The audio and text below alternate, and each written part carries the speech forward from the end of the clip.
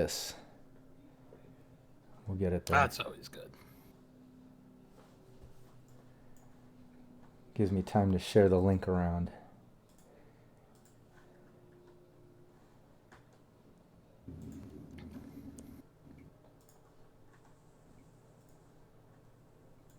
What was that Howard Stern thing? Fluff Fluff Louie? What was it? What was that Howard Stern thing? Was it like Fluff Fluff Louie or something? Oh yeah, Yeah. I know. I just remember like prank calls. You just say Fluff Fluff Louie. What is this? Or Baba Booey, or yeah. Or Baba Booey. That's so stupid. I guess whatever worked for him. You know. Yeah.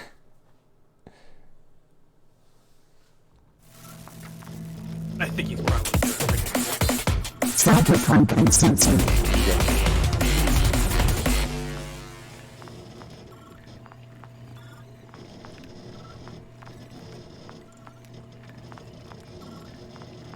six graphics. Did you do those yourself? A friend of mine. Hey, we're officially live. Now people can see us. So how you doing? Sweet. Oh my god, I am so tired of work. But, glad to be here. Glad we can hook up on this. We had a false start last week. Yeah, exactly. No, I'm glad we could get into it. I was excited for you to join the Rocker Boy deep dive. And anybody watching the live stream or the VOD, this is the official deep dive series that I'm putting out for Cyberpunk Uncensored, and this is the Rocker Boy episode, and I have a special guest with me. Before we get into the deep dive and all the details and all that good stuff, let's first take a moment to have you introduce yourself. Nino, tell people about what you do, where they can find you, all that good stuff, and I'm going to try to get the chat going here. Cool, absolutely. So my name is Anino. You can find me on Twitter at Anino Gaming. Probably best known for my appearances on the WanderingDM channel. You've probably seen Simon kicking around on this channel doing a lot of other cool official Cyberpunk Red stuff. But I play in two of his campaigns, one of which is his Cyberpunk Red campaign as Ximenez, also known as Carlton Ray Jepson Batista, who is a rocker boy by way of performance art. More specifically, professional wrestling, and at sometimes vigilante mime. So there's that. I'm also in another game of his called Scion, which is very, very different. It's sort of a American Gods kind of take on the fantasy or urban fantasy genre. And that's basically it. Sometimes stream on my own channel. I haven't been doing that lately. It's weird having a professional life as busy as mine has been lately. I don't really care much for responsibility, so go for it. Yeah, I'd rather just play Cyberpunk all the time personally, but you got to pay bills in other ways too, But no, one thing you mentioned, and the main reason I'm so excited to have you part of the Rocker Boy deep dive is the fact that you play a Rocker Boy and you do it in such a creative way. I think the first one I heard of that's a wrestler, and then you have the whole Justice Mime thing going on. It's just really interesting to me, and I want to just talk a little more about that when we get to the archetypes section of this deep dive, because I think it'd be helpful to people, and I want to help people think outside the box, because obviously traditionally, Rocker Boy, everyone just thinks like a musician, typically a singer, guitar player, or something. You know what I mean? And there's so many other ways that it can be played, but yeah, this is the deep dive series. Hey, what's up, Zombie Banana? What's up in the chat? I see that. It's an interesting name. And I've learned Cyberpunk 2020 and now trying to learn Red. Which do you prefer? Hell yeah, we love Red, obviously. Way streamlined, pretty awesome. Thanks, JT, for the sub there.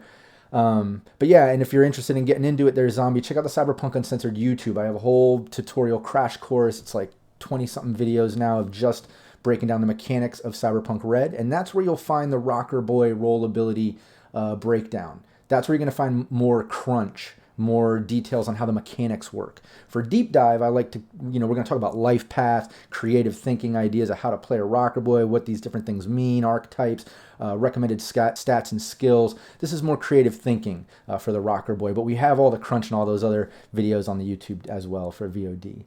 But yeah, let's get into it. This is the deep dive. Let's start with the life path. And Nino, I'd love you to take it. Cyberpunk Red has such a great life path process just in general. But then depending on what role you have, there's individual life path options and stuff. So why don't you get into it and explain people how that, how it works? Yeah, sure. So, I didn't use the life path personally. When Simon started his game and campaign, we basically had the jump start set, and so the typical standard rocker boy is someone who's playing a guitar and wrote songs and basically tried to stick it to the man. I'm sure folks here who have been playing the Cyberpunk 2077 game, Johnny Silverhand is a big part of that, and his archetype was your traditional rocker boy. So the life path starts off with the question, what kind of rocker boy are you? And then you have a list of 10 choices here. I'll just go in from the top. So, we talked about Johnny Silverhand. You've got a musician. That's within the name, but there are so many different ways to connect with a particular audience and sort of move the needle a bit. So the second choice is a slam poet, which I think is pretty cool.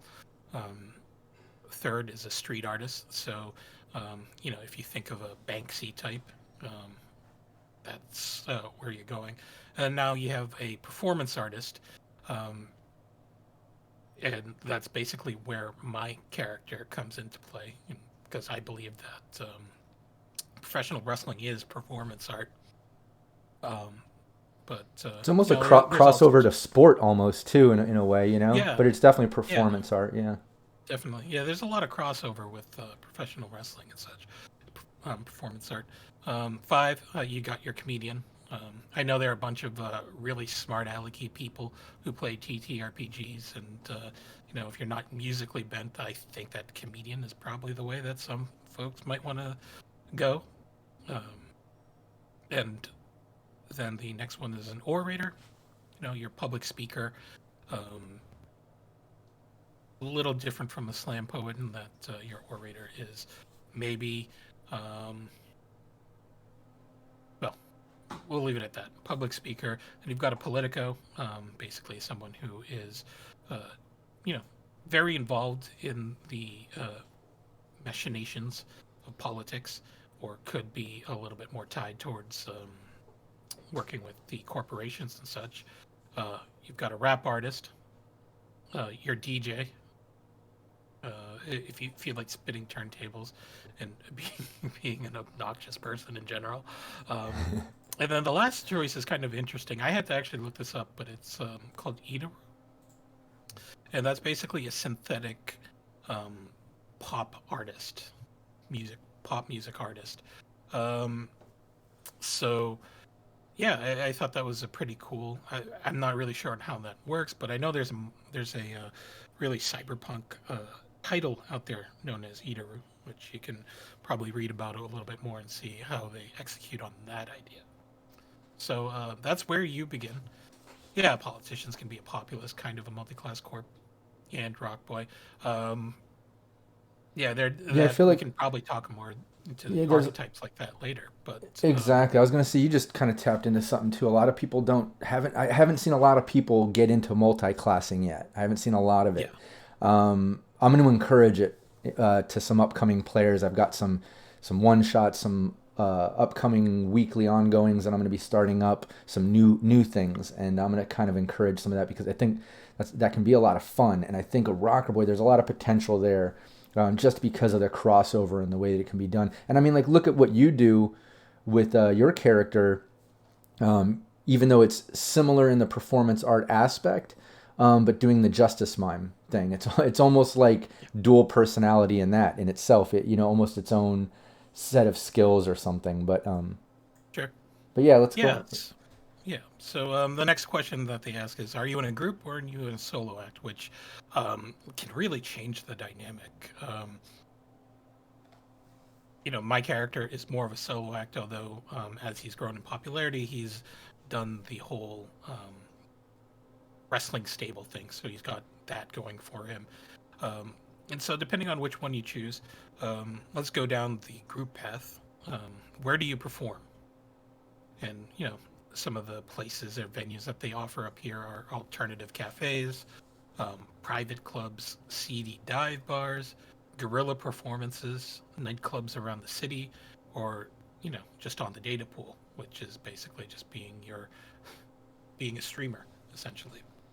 Yeah. So I think that's cool. I think that's definitely something that you want to consider, because your audience is a very important part of being a rocker boy. It's who you're connecting with, who you're reaching out to, and who you're scumming favors from if you decide to play that route. Um, so when you think about your favorite venues or the places that you want to see your rocker boy playing, you definitely want to keep in mind the kinds of people that you might find there. Yeah, and And then, I like the yeah, variety here too, because normally, it's so easy as a GM, especially in Cyberpunk, just to be like, when you're describing the city, anywhere you go, like, seedy dive bars are really upper class clubs, right? And I like how they have in here alternative cafes. I like the guerrilla performances, on the data pool. If maybe you're just strictly online, which is, how a lot of musicians are, and yeah, performers and people. But yeah, I'm a fan of like the private clubs and guerrilla performances. I think that's a lot of fun, and it can lead to a lot of interesting campaigns, I think. yeah. Guerrilla performances are kind of cool, actually. That reminds me of this time where there was this like 2 or 3 week period where my city, Boston, was like super abuzz because there was this rumor going around that U2 was going to do a mini concert at, um, but you didn't know where. All they said was that at some Irish bar in Boston, and there are like hundreds of those out in the Boston area and such. So imagine trying to generate the buzz like that. Yeah. When you think about playing a rocker boy, you think about. I know on the surface you think about your performances and that's it, but um, there's so many different ways that you can connect with your audience and um, you know bring attention to yourself or just move the needle, as I like to put it, um, with you know the general populace and such. So um, being able to take your voice and your shtick and being able to um, make it mainstream, I think is a pretty cool challenge within itself. Oh yeah. No, it has a So lot of powerful potential in the rocker boy if creatively role played, and if you utilize a lot of these the role ability and a lot, and you get creative with the way that you have the rocker boy. It's very influential. sure. So now that you know where you perform, uh, they're asking who's gunning for you, who's gunning for your group. One idea is that an old group member who thinks you did them dirty. Um, I'm sure we've all seen at least one VH1 behind the music where they talk about that one band member that they uh, just had to get rid of and replace with someone else. I think the Beatles are probably the most famous one for it that I remember when they brought on Ringo and got rid of their old drummer. A rival group or artists trying to steal market share. Um, I guess that's something like Taylor Swift and every other pop diva out there. So that could be an interesting conflict. Um, Similarly, for Ximenez, he does have a rival professional wrestler that he's sort of at odds with, and um, you know that's really heightening some of the drama and tension around corporate enemies who don't like your message. Um, I feel like eventually, if you're playing the rocker boy, there are two paths. One is you can sell out, or two, you can just try to stick it to the man. Um, and I feel like uh, being the quote unquote good guy in Cyberpunk is to basically take the side opposite those of corporate interests. So, critic or other influencer trying to bring you down, you know, just a thought off the head. If there's a gossip rag out there that's, you know, has it out for you, that's that could be a very interesting to deal with. Older media star who feels threatened by your rising fame, and romantic interest or media figure who wants revenge for personal reasons. Yeah, I think out of those two, the other thing I want to add is, you know, they kind of mention the older media star who feels threatened by a rising fame, and that makes sense to me. And then the rival group or artist trying to steal market share, because, you know, that is kind of how the industry is, no matter what form of entertainment industry you're in. It's very cutthroat. But one thing I do want to mention here too, and it kind of stems from maybe when I was a touring musician back in the day, which shout out to Sirenscape. Anybody that's not familiar with some of my past bands and stuff, you can hear the music in their sound sets for Cyberpunk. Really excited about doing VO work there and stuff. But one thing from my past, that I've noticed, like at least in the music industry, is sometimes it's not always like for the same market share, right? Or for the young buck replacing the old dog, so to speak. Sometimes it'll come from a completely different genre of the same entertainment scene. So like, and an example of that I did in my one shot, we had David Noir, who's kind of like this punk rock, rowdy musician guy, but his anti were this boy band. And it was like opposite of punk, right? So they didn't like it, and there were kind of a conflict of interest there. And I made them the Borg Street Boys or the Backstreet Borgs or something like that. But you know, there's also that angle. So within these things, you can also get creative, like, you know, and I think that's important to point out, is you can always think outside the box within what they give you. Sure. Yeah, I mean, thanks Vampire for subbing too. Appreciate that. What are you gonna say? It's awesome. But yeah, so anything you can do really to stir up drama, definitely do that, because, you know, really the game's a lot more fun when someone wants your head. And the other, so what if you are a solo act? One of the questions that they ask is, you know, were you once in a group? And if you were, and you left the group, why did you leave? So you were a jerk, and the rest of the group voted you out. You know, so if you're, I don't know, if you're Lionel Richie or something, you decide that the Commodores thing isn't your thing anymore. Yeah. You can break that out. You get caught sleeping around with another member's mainline. You know, that is something else you'll see on you'll see on the VH1 behind the music. Yeah. The rest of the group was killed in a tragic accident. Probably helicopter, right? Like a helicopter. What was that? What was that Southern band that happened to? I don't know. I just feel like that it always happens like that. Anytime I hear like in the past of like someone famous dying in a wreck, it's always like a helicopter, you know? Yeah. I don't know.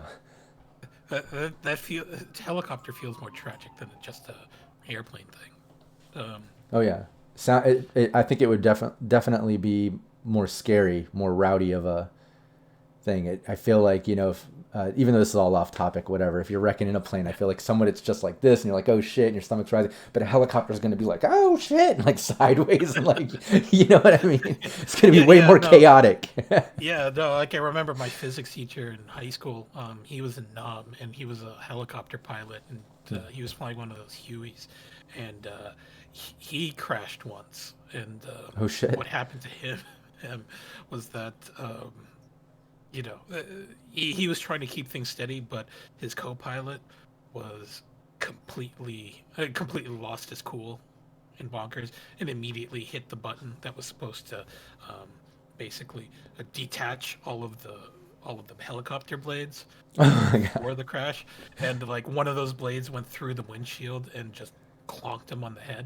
Oh shit! And yeah, but yeah, that was crazy. But helicopter crashes. That's really ugly. That's because at the end of the day, it's like, how does this thing fly? I don't understand. Yeah. It's so crazy. You need two blades, whatever. And shout out to Legion Necris, who's rating the episode. Love that shit. PWB, what's up? And yeah, anybody, Legion over there, they stream some Cyberpunk as well. You probably see them in our Cyberpunk Uncensored Discord and such. But check that out whenever you get a chance as well. But yeah, awesome. Let's keep it moving. Yep. So let's see. The rest of the group was murdered or otherwise broken up by external enemies. Yeah, so maybe you're the sole survivor of a boy band, like Simon's character, Elf. Was he the sole survivor of his group?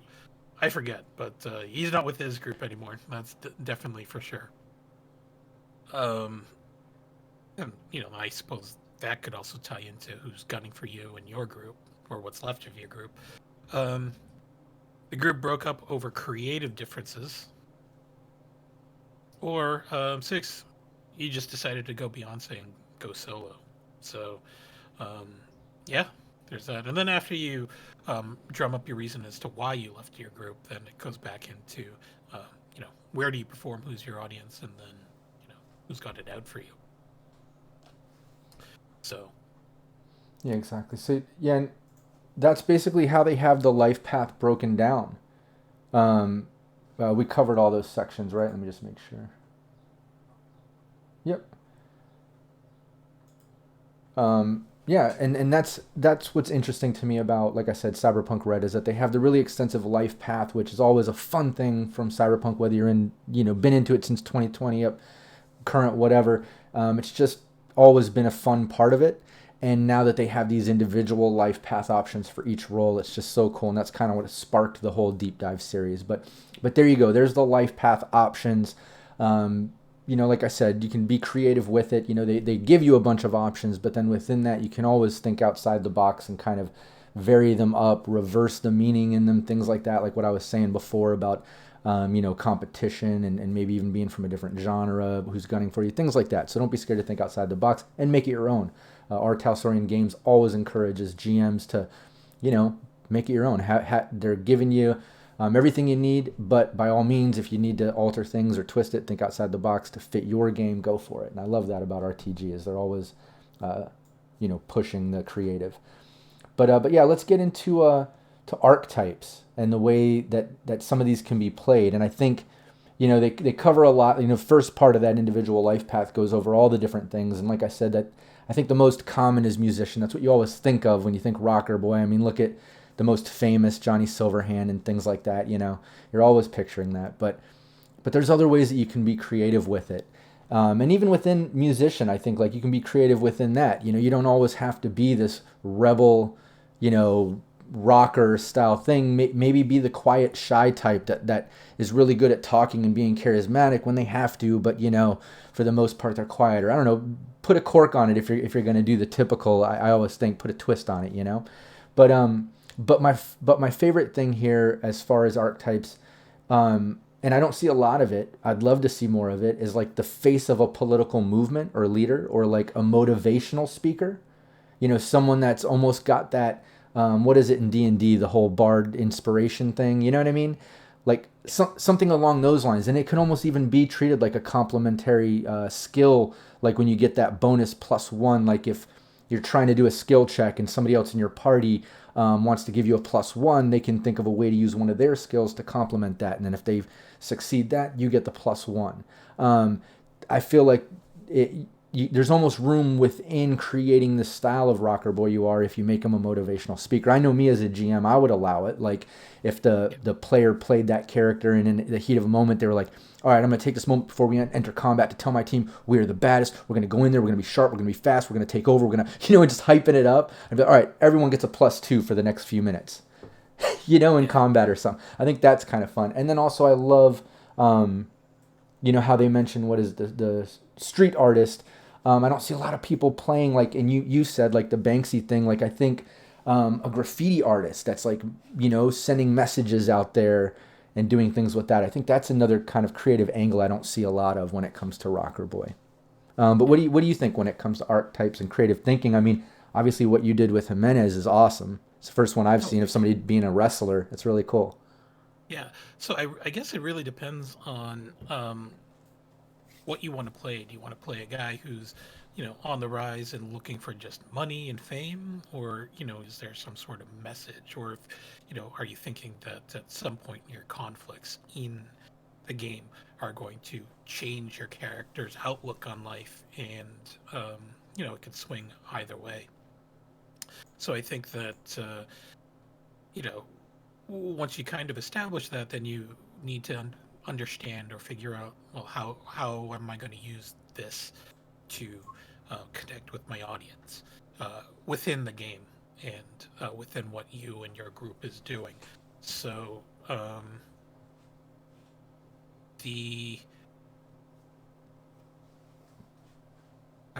so where do we go with this?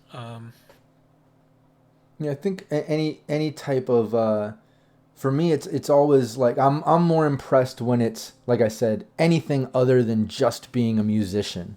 I think, like, not in my history, like especially back when I was younger and playing 2020, everybody was a musician, and it always leads to this sort of face of the group that's leading it. The GM has to build around that a lot, to have it make sense, unless they're just trying to be a rebel doing side gigs or something. And then again, it just kind of feels like it's there.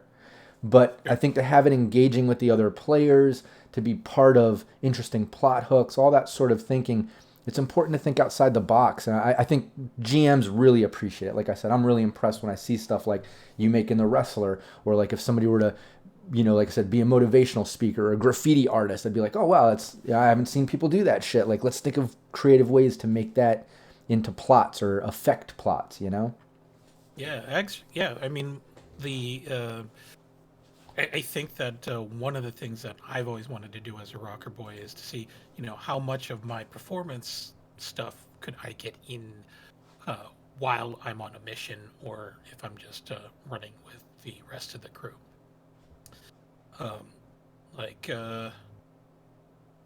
for instance, there was this one time where Ximenez was with his group and waiting to get in line for the club, but he kind of also needed to announce his arrival in the city as a new member of the professional wrestling federation that he joined, and so he had arranged for a fake fight to break out while they were waiting in line, and that was sort of the introduction to his character. So doing stuff like that, one thing that I remember hearing when I was attending a show and Conan O'Brien was talking was that one of the things he used to do was that he had his own sticker design.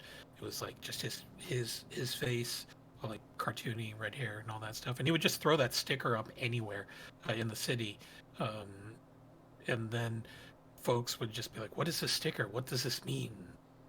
That sort of thing. So they start generating buzz and attention, and that's something that you can sort of direct. So I think that's one of the other very much underrated things that you can do in this game too, is that what can you get your audience to do? Like, where can you get them to show up, and how does that affect the dynamic of what your team is trying to do? Is it complementing you, or is it your team, or in sort of just causing distraction so that your team can go on and do whatever it is? Or did your message just get out of control and it's now making it difficult for you to infiltrate or fight to the death in the streets because there's so many bystanders standing around? So I think that's definitely something that you want to explore as a rocker boy, and and just the various spheres that your rocker boy is going to interact with. You've got your nomads who have their own culture, and how your rocker boy relates to that, or the corporate culture, or an academic culture. You don't want to just think about just the people on the streets, the blue collar folks, or the edgerunners who are just trying to get by. You want to think big picture and see how your character can generate broad appeal, if that's what you want. Oh yeah, and I think when you mention like the interaction with fans, I think that's a really important part too, where you as a player, as a rocker boy, you can kind of decide right there, like, okay, you know what, I'm gonna kind of be like the cocky Johnny Silverhand style when it comes to artists, not necessarily a musician, but whatever form of rocker boy, you know, how you treat your fans. Like, I'm just going to use them as pawns. Like, yes, attack these corporate assassins and teams, and I know most of them are going to die, but at least then I can go over here and get done what I need to do. You know, you can kind of be that sort of manipulating terrorist style dude that Johnny Silverhand was. I know some people are going to disagree with me saying that shit, but but I think it's important to kind of decide, are you using the fans like pawns because Rocker Boy's position with their role ability has that power? Are you using them like pawns, or, you know, trading favors, so to speak? Like, you care about your fans. You have to use them when you need them to get things done, but it's in a way out of like respect because you really appreciate your fans. So it depends on, are you looking out for their best interest but still trying to work with them? Like, I don't know. It's interesting to me, but the dynamic between fan and Rocker Boy can be pretty crazy, because think about the times as a Rocker Boy, you know, you might have a fan jump in a fight with you, or, you know, you get to that I forget what level it is, 7 or something, or I don't know what it is. Again, that crunches in those videos my rollability breakdown crash courses, not off the top of my head, but yeah, I think you know, there's times when you're going to send them in to get hurt. You know, and think about that. Like, if you were a fan of somebody, you're like, oh man, I love this actor or this comedian or this musician or whatever. And then they're, you know, you're talking like, oh, can I get your autograph? And you're a fan, you know, and oh, let me get a picture with you. And all of a sudden, you know, they're like, oh shit, these guys are coming here to hurt me. Hey, go take care of them. They kind of push you in to go battle these guys where you might die or get hurt, while he just dips out. And like, I don't know, would you still be a fan? Like, it's interesting to me how that could be played out. Totally. And the other thing too is that, you know, is sort of starting to come around in my campaign with Simon is, you know, how is your Rocker Boys shtick? How does that play off with other folks in your group? You know, are they going to become fans of you? Are they going to get into your hijinks with you? Like, for instance, a new player, Hannah Mation, check her out on Twitter, by the way. Her art's really awesome, and you know, she's also in both of the Simon campaigns that I'm doing, but she's come in as a fixer, and one of the things that I did was sort of just role play it, and then got her character involved as my character's agent. And so, you know, that adds the whole other layer, you know, that you know, I have the agent here who's negotiating my deals and appearances and stuff like that, and that just adds another whole dimension to what the character is doing. Yeah, I love that. I like that fact that it does lead to potential interaction, and like not even interaction, but like direct incorporation, or however you want to word it. Like you said, like there's your agent, or maybe, you know, if the team's going on that tour, they're going to be security, they're going to do this or that. And like, I don't know, I like that, how it can, I don't know, it leads to the potential of really locking in the characters in some ways. Maybe not all of them, but some of them in some way. And also, I don't know who said it first in chat. I see PWB saying about comedian is my chat role. PWB says that someone else said they'd be scared to have a comedian as one of their players. Oh, Dr. Fox, I think it was here. Might have been somebody before that, but I agree. I was thinking that same exact thing when I think of a comedian. I'm like, man, that is a creative way to play a rocker boy.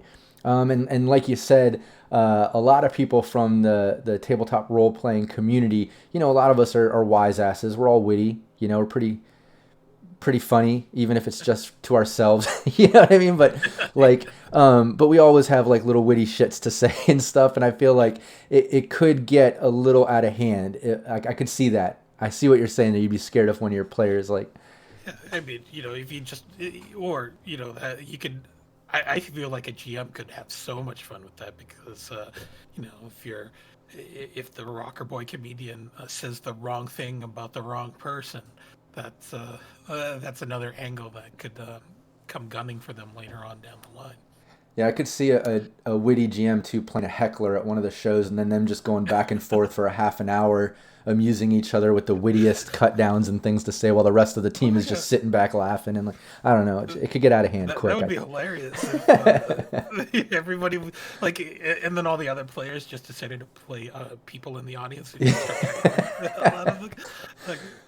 just like, how do you come back from that? That would be fun.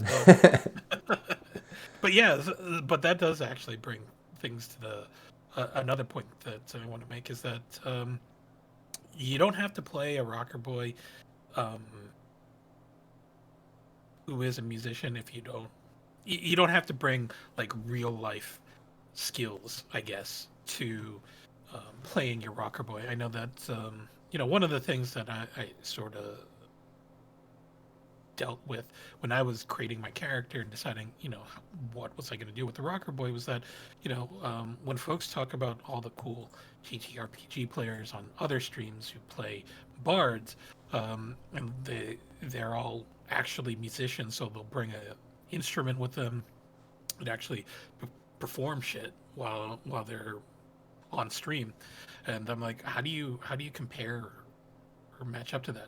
But really, you shouldn't feel like your lack of or your perception that you lack a certain creative skill prevent you from playing a rocker boy.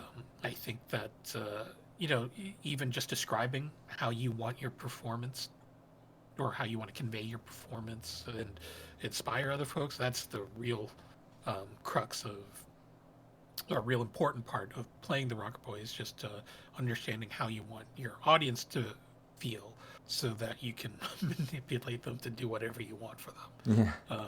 But that being said, that's one of the reasons why I chose a professional wrestler, was that I'm a terrible singer. If you saw the last stream of Cyberpunk Red on Ximenez channel, you'll bear witness to that. But one of the things that I always loved about professional wrestling is just cutting a really good promo.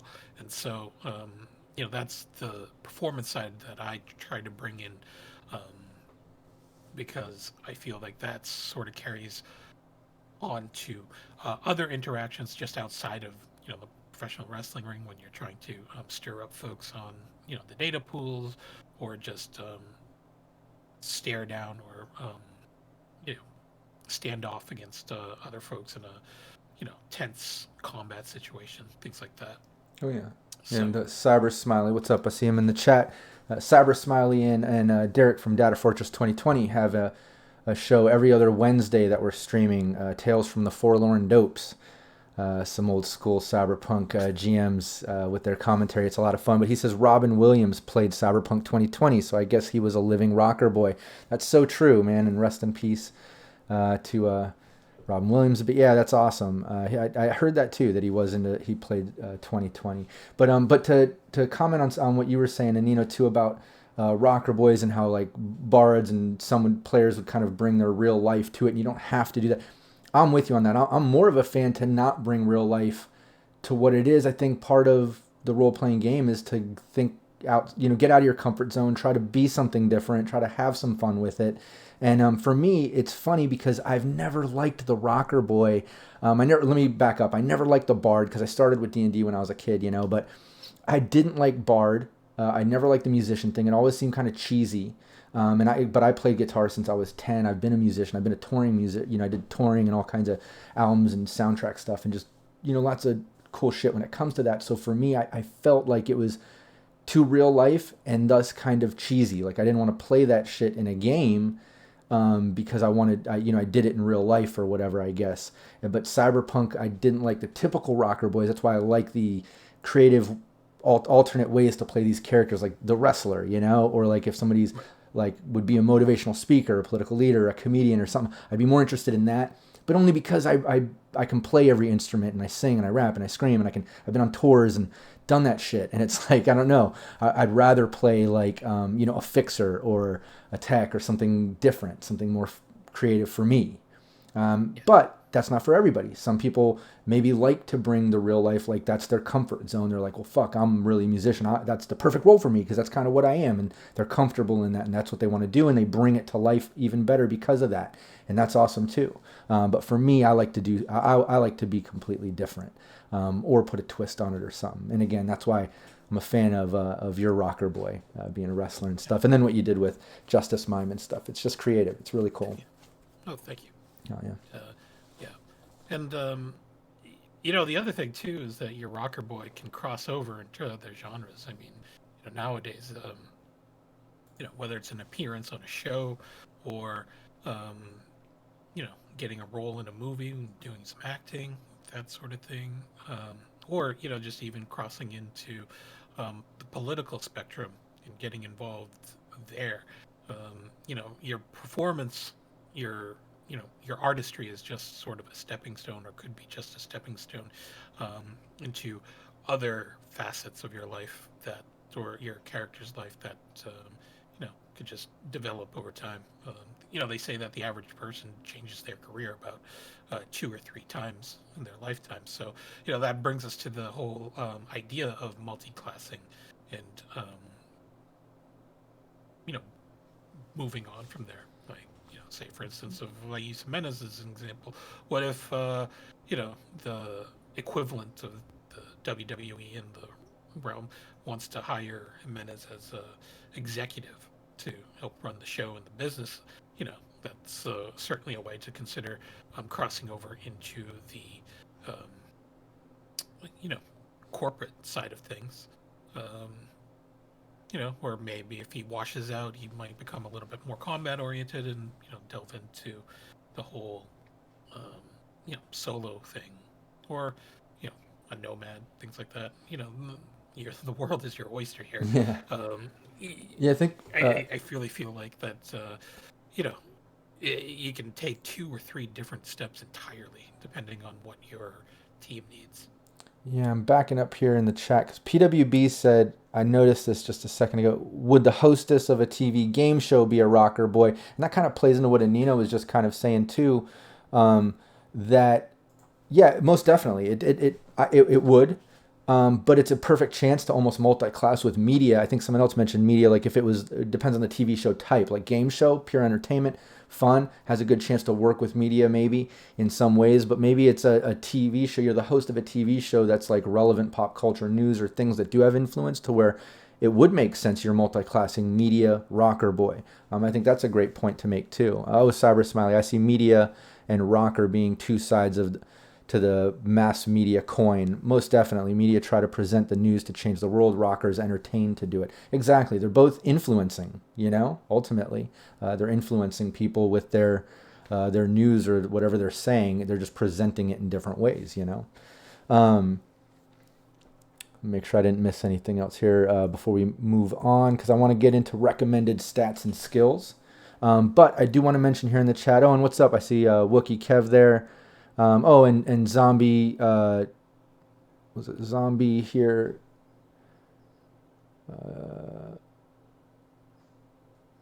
Yeah, I've got to ask you about music writing some other time, but for now, Cyberpunk, yeah, definitely. We're on the deep dive all about Rocker Boy. However, I do an AMA. I'm going to try to do it weekly or bi-monthly. It's like live GM tips, but I give stories about my filmmaking, my music, the businesses I run, just other random crazy stories. I have a lot of them. So tune into my AMA live stream and we can get into some other talk too. But yeah, I do want to mention the chat. If you have any questions or comments to make about something we already discussed, like the LIFEPATH stuff, the archetype stuff, put it in there. As we're moving on, we can always backtrack. We're totally casual and open to just talk everything and anything rocker boy. So feel free. Aside from that, let's get into some recommended stats and skills. For me, it's always going to be cool and empathy for the most part to start, because I'm always looking towards the sort of social and performance skills, and I'll get into kind of recommended skills and stuff like that next. But what do you think? Like, what's your first and foremost when you think rocker boy, and yours in particular, because yours being a wrestler, you have to think about the physicalities of what he does, right? Yeah, exactly. So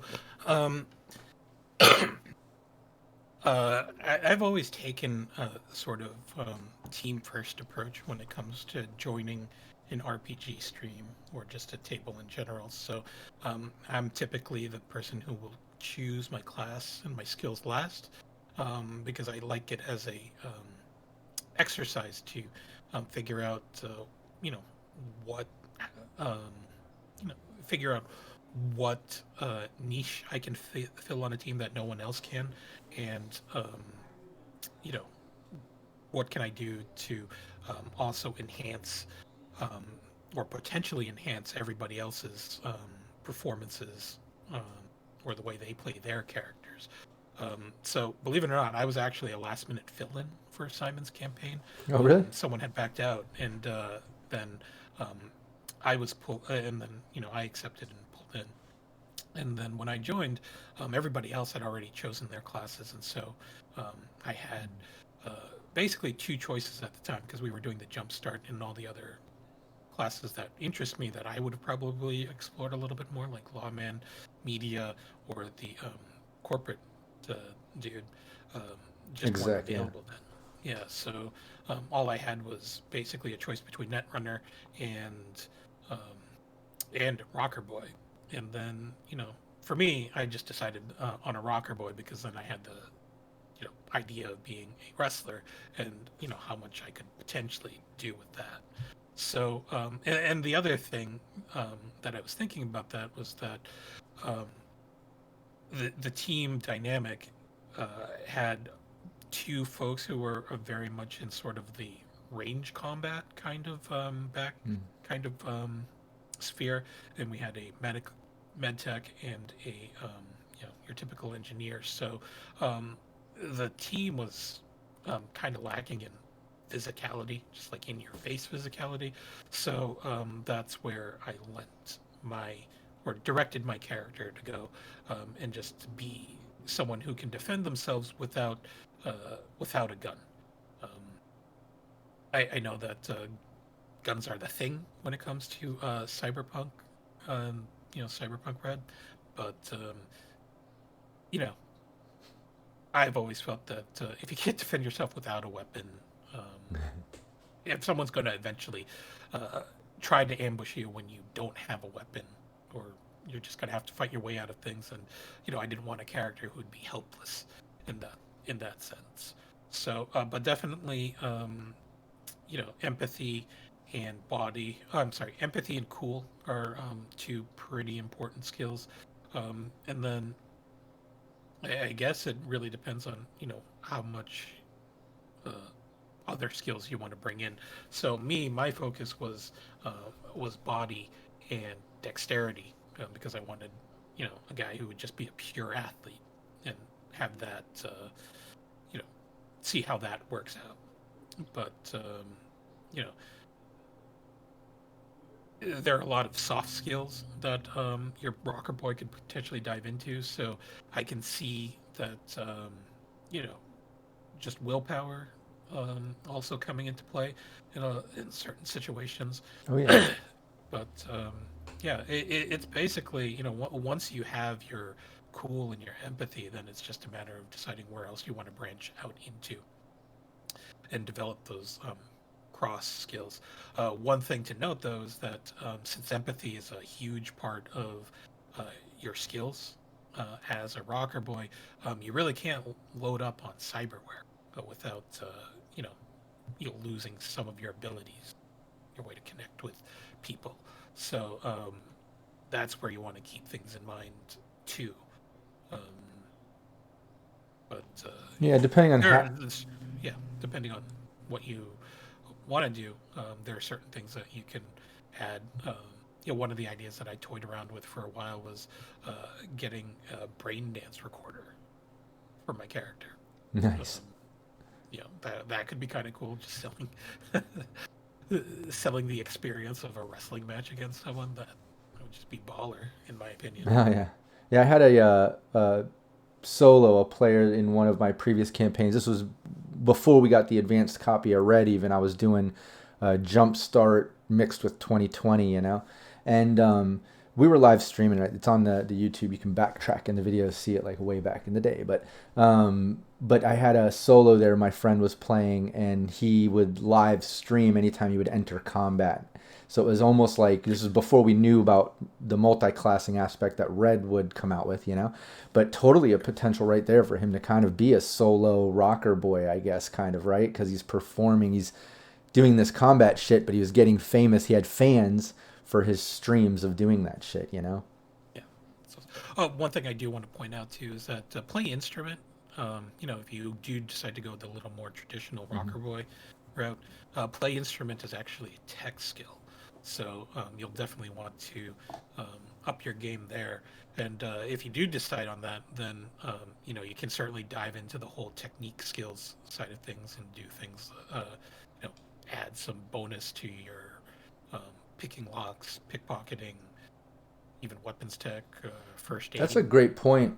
That it really comes down to how you're playing the rocker boy. Like when we're talking about archetypes, right? Like are you gonna be that you know punk rock musician guy on the front of the stage diving and causing riots and crazy and just into combat, but like political movement, like activist vocalist, style guy, in which case I would definitely give yourself some combat and some body.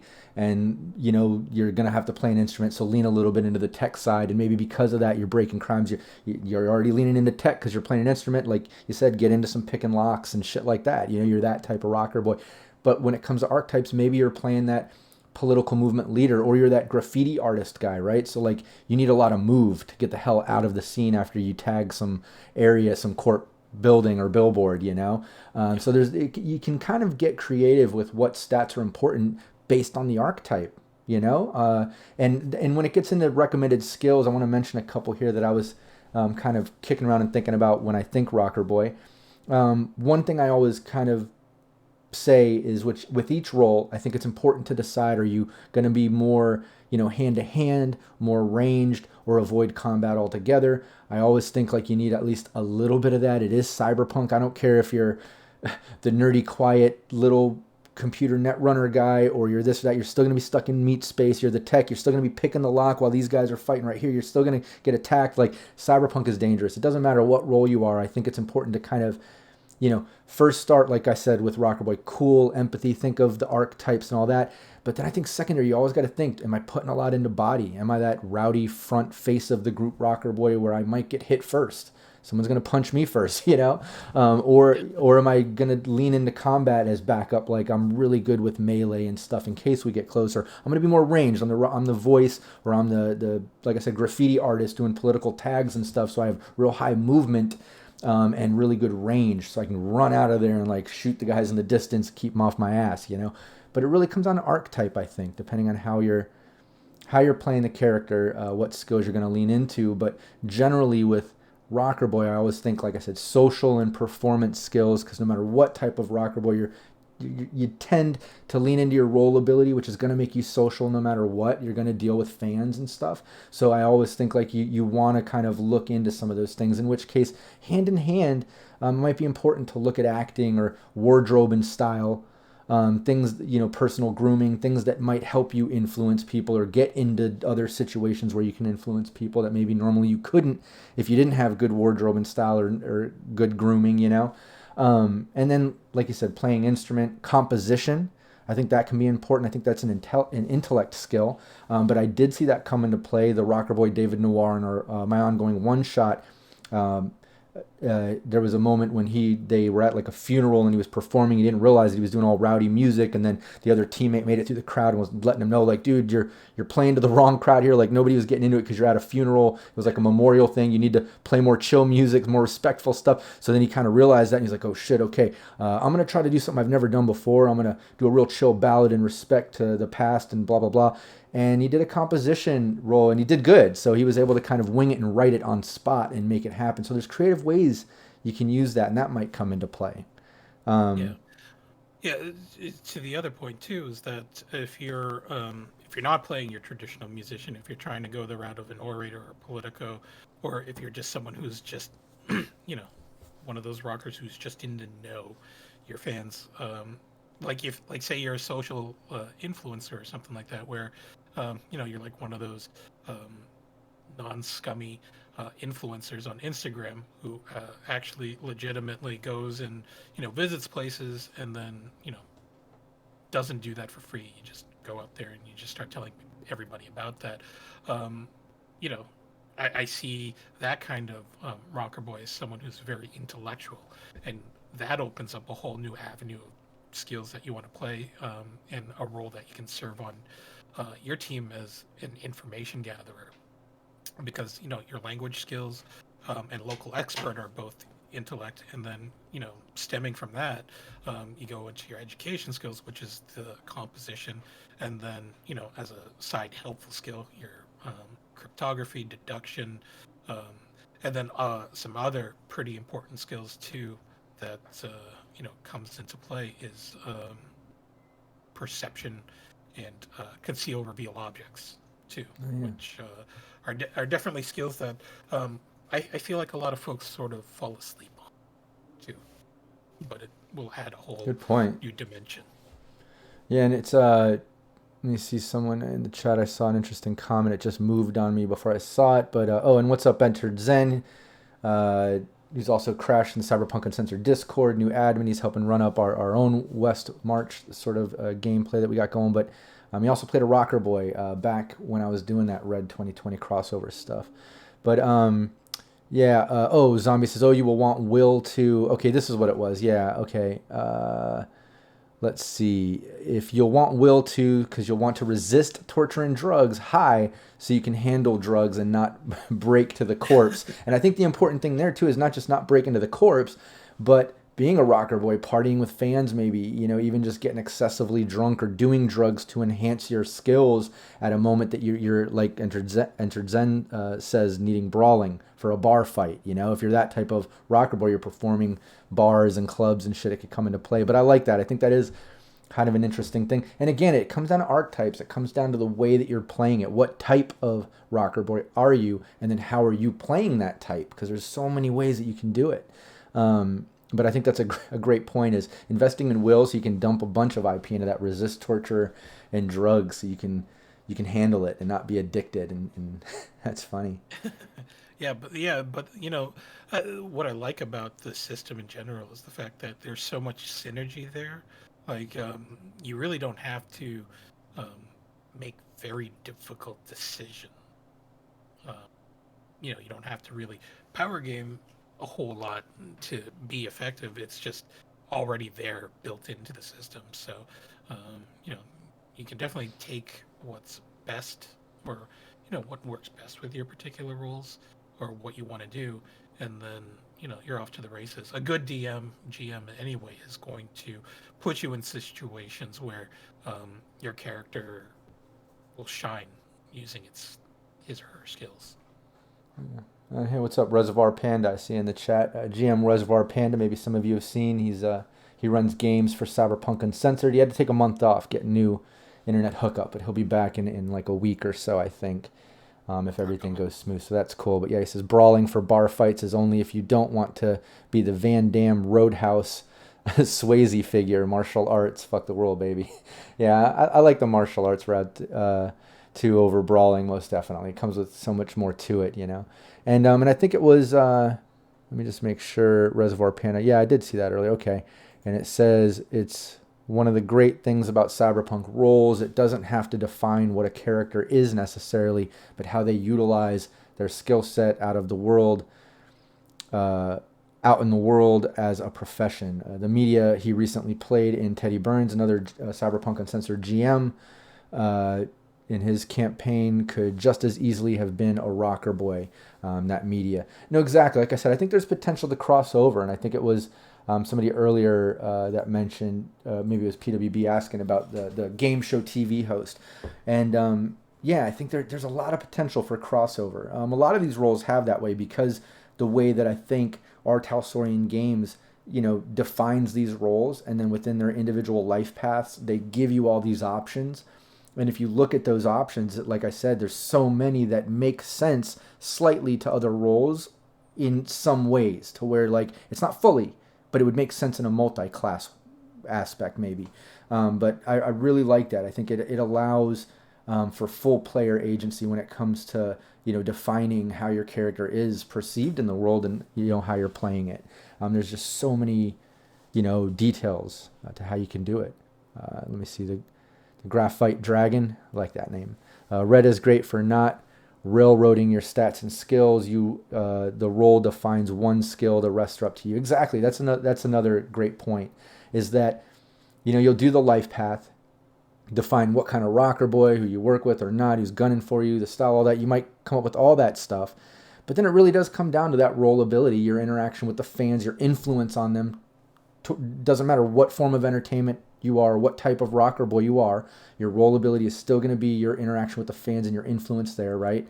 And then like the Graphite Dragon says, it's like it really does come down to how you're working those stats and skills. And that's where, like, you know, the nuances, the little details, the intricacies of how you play it come in. And that's where you can, your character's, I almost said your personality, but you're the player, you know, that's where your character's personality is really going to shine. You're going to define it.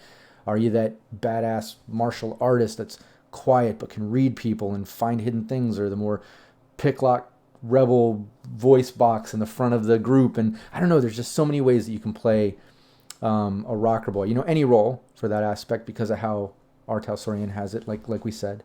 But rocker boy in particular, it just has a lot to it now, and I'm a bit of a fan now, because like I said, I didn't like it so much when it's always a musician, but I'm a fan now because I'm seeing more creative ways that it can be done, you know, over the past months and such. I should say since I got into Red. That's where I really started seeing more to the role and enjoying it more. And then obviously seeing some creative ways of it being worked in live action, like Anino playing Ximenez as the wrestler. You know, I thought that was really cool. But, oh yeah, and Reservoir Pen. Zombie Banana came up with a good idea. I know teaching isn't in Red, but what about a rocker boy that teaches martial arts to people and then uses that to have an army of fighters? I like that. You know, basically, right then and there, you just described Bruce Lee. Oh, yeah. You know, Bruce Lee. You know, Bruce Lee.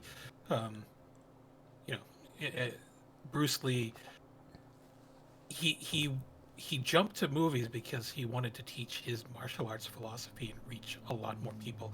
And it's not just you know, just not his way of fighting or his personal style of Jeet Kune Do, but you know, his, you know, idea of life philosophy and things like that. So you know, that definitely right there is, you know, perfect example of playing a sort of martial arts style rocker boy without delving into the whole performance artist type of thing.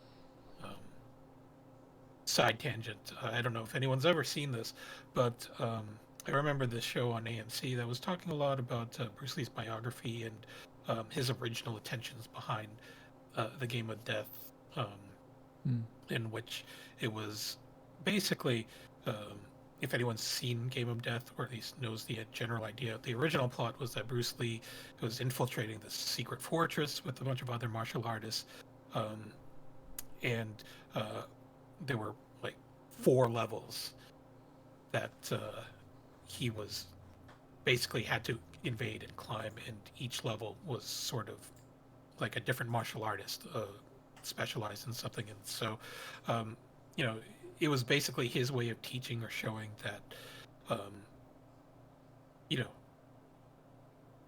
developing your own style to the point where you have no style when he reaches the top floor in his fights there with you know, Kareem Abdul-Jabbar, a guy who's a fighter and who's, you know, fighting and using his unique physicality and such.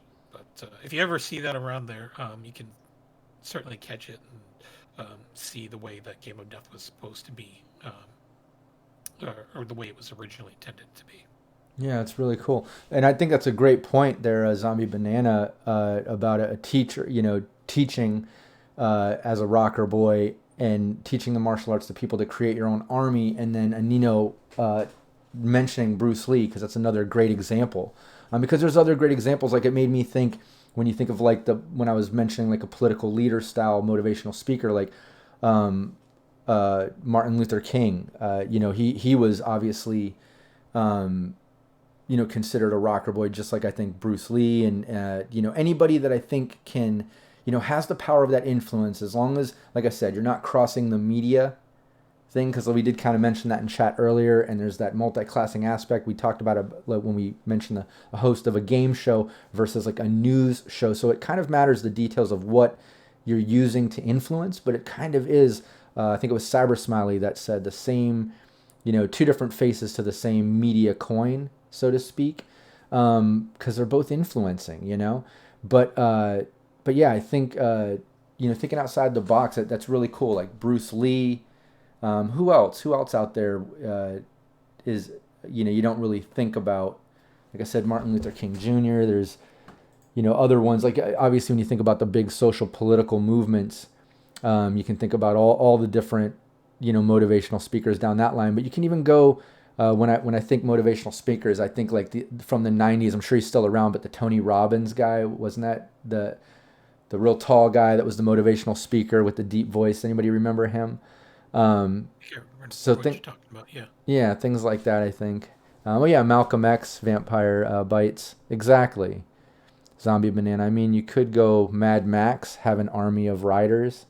That's true too. If you're like, see, imagine like just like the Bruce Lee route, but imagine, the Nomad route, like the Nomad Rocker Boy crossover, where like you're teaching people how to be badass, cyber bike vigilantes or something. I don't know.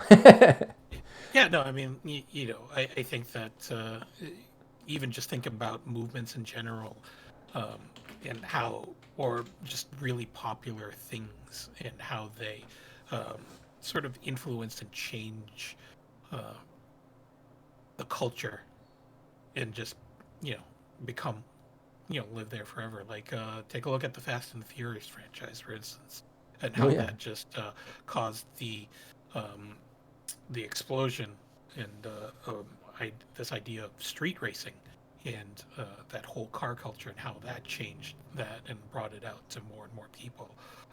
Really in the end, it's just about, again, how are you reaching people and how are you touching or changing their lives in a ideally long-lasting kind of way. Oh yeah.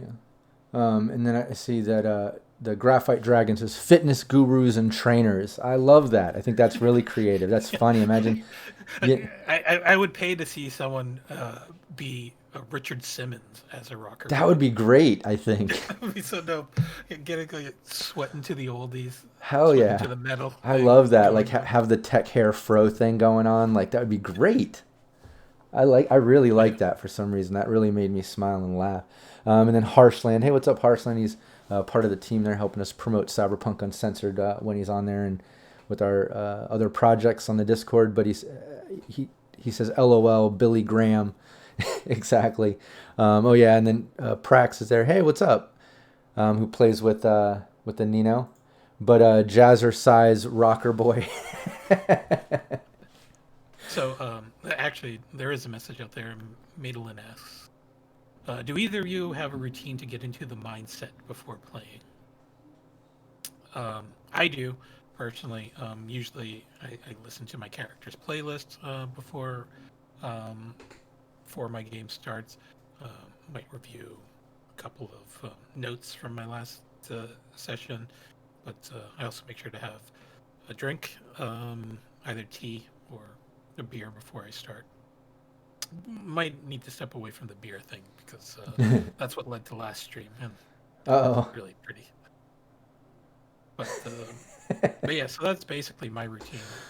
Just that making sure that my desk is clear and free of distractions that might you know cause me to lose focus in a game. Yeah, for me, I'm always GM, so I'm not playing as much. So for me, always prep is I like to turn off everything, no TV, no sounds, whatever, and I'll usually just be kind of walking around my house or living room, just going through shit in my head, like, oh yeah, this NPC, oh yeah, okay, this type of accent for this person, and what's here. I want to make sure I don't forget anything. I usually have like my note printouts for whatever session is upcoming, and I'll usually go over those. But it's usually, from a GM side, it's a little different, So it's a lot of note prepping and shit like that, making sure I have everything lined up. And then I have my water. I think, mention always have your fluids because you're going to be sitting there on stream for a while, talking a lot. Um, and yeah, that's about it. Usually I'll try to chill out like an hour before stream, get my mind right and stuff. And that's about it. But Oh yeah, sorry, this just came to me while I was staring at the character sheet. Um, you know, why not be Bill Nye the Science Guy as a rocker boy, oh, or tech Jurassic? crossover too, maybe. You get a little tech crossover there too, if you want. But just think about anybody who has moved the needle or had a lasting impact on you um, personally, and play that up. It's there are just so many different ways that you can go about the Rocker Boy thing. Yeah, I love the Bill Nye one, and Vampire Bite says, "Yes, Bill Nye, the rocker guy." I love that shit too because I picture, and it's just like I forget who said it earlier, how Cyberpunk is set up. Like, yeah, you have the roller ability, you're the rocker boy, you're the influencer with fans, and you're that's your thing, right? But Bill Nye, like, he's that rocker boy, he's got that roll ability, but in his skills, he's invested a lot in like some tech and med tech and shit, not just rocker boy skills, being good on camera and speaking and such, but he knows a lot about tech and med tech and science and stuff, you know? So again, it shows just like, you know, what Cyberpunk is, you know, like you've got the roll ability, but man, the details are in those skills too. You know, where you put them and how you balance that. Zombie says, I mean, what about a Twitch streamer, netrunner, rocker boy? Yeah, I guess so. It kind of is. You know, we're out here vocal. You know, we're influencing. I guess we're talking. I think that's pretty cool. I would feel like that would be very meta. But Bob Ross, well, Oh, Bob Ross, yeah, that would be pretty cool. definitely. And that's a great example of like a different vibe of it too. Because look at his personality, you know, compared to other, like he's just so chill and quiet and soft spoken, and yet he totally a rocker boy, where you normally think loud and rambunctious. But Bob Ross, yeah, great example. But Bob Boss enters it. Or I don't know if anyone here has read it, but if you want a really good read, there's a biography of Jim Henson out there, and if you want a real challenge, I feel like Jim Henson you could probably play as a rocker boy because what I learned in his biography was that he had such a magnetic personality in the way that people just loved working for him, and you know to their detriment because they were always trying to seek his approval and obsessed with that kind of approval. But just the very different ideas in ways that he took his creativity and looked to um, connect with folks, but just do things also on a very high technical level, like what was it? I think it was in Muppets in Manhattan. Like, how the hell did he get a Muppet to ride legit a bicycle? Like, how do you do that? Get a puppet to ride a bicycle? That's just crazy. About all the stuff that he does. Um, I think that's also another cool angle or challenge to go.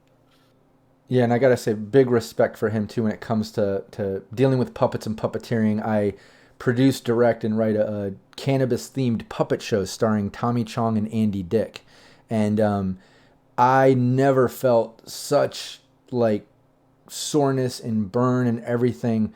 One of the main puppets, I work the mouth and do the voice where I mimic Tommy Chong's voice. He's like this big blue puppet. He's back there. I'm not going to grab him, but somebody else had to be behind me and be the arms and stuff. But just dealing with that and the positioning, and then when you see how people do that, it's a lot of physical work and strain, and like to make them look in the right direction and work the eyes and blink and just the details. It's a lot more than you think. It's not just a sock on a hand and like, oh, I'm gonna do that for a little bit, like, and then you think filmmaking usually on sets are 12-hour sets, so you're doing that for 12 hours. It can get pretty intense. Yeah, that was the other thing too. I remember watching some behind the scenes with the Muppets, but the fact is that the stage is always set up about like 3 feet higher than a normal stage is because of the way that their puppetry was going on. But the other thing too is that they were always having to constantly watch themselves on the monitor, and I don't know if anybody out there who's done any streaming knows that what you're seeing on the screen is usually in reverse at that time. So just trying to be mindful of the fact that when you're going left on screen, it looks like you're going right. Yeah. It'll just twist you up. There was just a lot of choreography that was going on when you think about it on those Muppet shows. Yeah, but totally rocker boy. I totally see that. Yeah. And Zombie says, "Man, the Cookie Monster Rocker Boy." That's funny. Yeah, I don't know about Henson. Maybe he's the tech to the Rocker Boy Goblin King. Entered Zen says. But yeah, no, I totally like all these suggestions and things. It's fun because, like I said, I started enjoying, or at least appreciating, I should say, the rocker boy role when I started seeing and reading and thinking outside the box, things other than just a musician. But even now, just doing this deep dive, I'm really enjoying, the community and chat kicking out ideas and what we've kind of come up with here. Even from Anino mentioning the Bruce Lee because of someone mentioning about training and having an army in the chat. Thinking of the artist route, like when you mentioned Banksy and coming in here with Bob Ross and Bill Nye and things like that. It's just it's so cool, and it really, I don't know, for me it really makes you think and realize just how creative you can be with this. And if you really just take a moment to think outside the box with these roles, you can get really creative with it. And then the other takeaway that I really liked about this, and it came from chat, reiterating kind of what we were saying with it, just the details of how skills can define the character. You've got the character set with a role. You've got that role ability because that's how you're playing the character, and it is that, that's how the public sees you, as that role. But by all means, man, you can do whatever you want with the skills to make that character whatever. You could ultimately be just as badass as a solo, but as a netrunner, or just as tech savvy as a tech, but a rocker boy, like Bill Nye style, by being real tech in skills, but real rocker boy in the role ability and stats, so to speak. But as you see, the details with what you can do here are awesome. You have a lot of variety and a lot of options if you're creative thinking. I just want to make sure we don't miss anything else from chat here. If anybody else has any other questions or suggestions, get them in while you can, because we're going to wrap this session. I feel like we did a really, really great deep dive of the Rocker Boy. Like I said, I got some takeaways from this, so I know it was a great session, a great episode, because we weren't just, talking in one direction, giving ideas and stuff. I feel like, man, this was really cool. Like I got to give some ideas, but I actually got some cool ideas that I got to take away. I always love when that happens. Yeah, and what I'll do while chat, you think of any last questions. Maybe there aren't any, but I'll give you a moment. I just do want to give a shout out to all my supporters on Patreon. I like to try to, give them a little plug, at least in every live stream that I can. First and foremost, Anino of Anino Gaming here. Love the support, man. Really appreciate you. And absolutely. Chris Anderson, Steve Barr at Sirenscape, Jason Weaver, Matt, who's also GM Reservoir Panda, part of our team, Samurai Matt, Corruption, Rothan, who's also Renegade. I mean, a lot of people part of the team. I really appreciate you guys, seriously. And Simon Peter, Method, Nick Mastrofilippo, Dolan Pondsmith, great artist, part of the Pondsmith family, Chris Pilkington, William Huddleston, and he's getting ready. He just joined up for some of the gameplay. Like I said, I'm getting ready to start some new monthlies, a new weekly ongoing for another brand. I'm going to talk about that soon when I can. But he just signed up. I'm going to be getting him into some of the live streaming gameplay as well.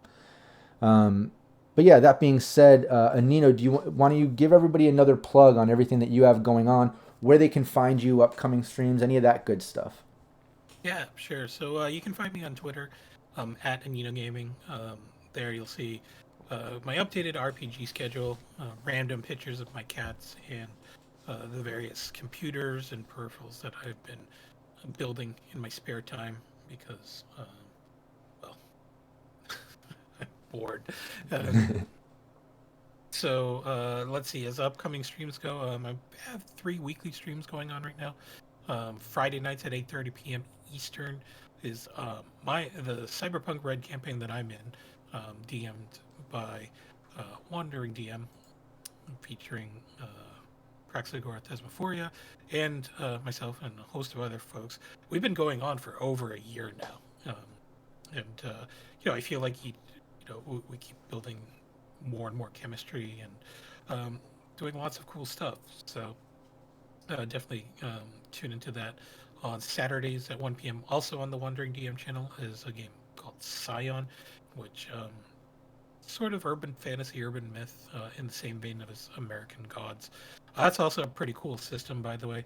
But essentially, you play fledgling godlings, and your story is basically your path towards um, legend and godhood. And then on Sundays, um, reaching the climax of our campaign there. But I'm also playing in a Dark Matter game. Dark Matter is a uh, sort of skin, I guess, a sci-fi science fantasy skin on D&D 5e. Gives it a really cool space setting to play around in, and we're in the final battles or throes of the final battles. So tune in there. That's on the Other Doc channel at 3 p.m. Eastern time on Sundays. And yeah, hopefully we'll get into some other projects as things continue to develop and folks start to wake up from this semi-pandemic state. But yeah. Yeah, and hopefully that's more. all I've got. Yeah, and hopefully more crossover too. I did want to mention it was a lot of fun doing some crossover gameplay and stuff. Hopefully we'll do some more of that in the future. And just so everybody knows in chat, when this is done, and definitely in the VOD on YouTube that we promote and post everywhere, I'm going to put in the description here all the links, everything, so you can find Anino, you can check them all out. I'll probably also drop some WanderingDM in there. So you can see that gameplay. WanderingDM is also a partner of mine. He's a fellow admin on the Cyberpunk Uncensored Discord. Going to help us promote that and help that grow. So that's really cool. But aside from that, you can hit up cyberpunkuncensored.com and get a bunch of free assets. I want to point that out, like, auto-calculating fillable character sheets and NPC sheets, cyberdeck sheets, program sheets, and just so much stuff. I'm forgetting half of it, but there's just so much there. So many creative, talented people from the community have been posting there, and just we have so many free assets there. It's awesome. So go to cyberpunkuncensored.com, and then while you're there, check out all the links to the YouTube channel and podcasts and other things I have going on. You'll see all the different series and live streams and gameplay and everything.